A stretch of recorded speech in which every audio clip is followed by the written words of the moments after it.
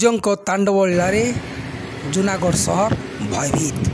44 degree 45 degree Celsius ତାପମାତ୍ରା ବୃଦ୍ଧି ହେତୁ ଜନସାଧାରଣ ହନ୍ତସନ୍ତ, ଲୋକମାନେ ଘରୁ ବାହାରିବା ପାଇଁ ଭୟଭୀତ। 11ଟା ହେଇଗଲେ ଜୁନାଗଡ଼ ସହର ସୁନସାନ। ଦେଖନ୍ ଲୋକମାନେ ଭୟଭୀତ ହେଇଗଲେ ନା 44 ଡିଗ୍ରୀ 45 ତାପମାତ୍ରାରେ।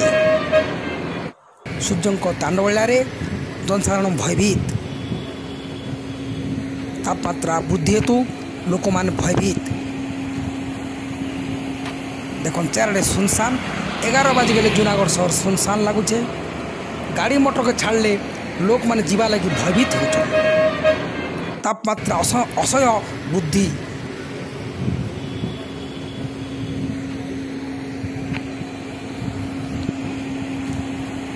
যেন জায়গানে লোক মানে সবাই গদা হইতেছন ব্লক আর কোর্ট সামনে, দেখুন সে জায়গা বি শুনসান লাগুছে। নিউজ পড়ছেন বিমল চন্দ্র শতপথী।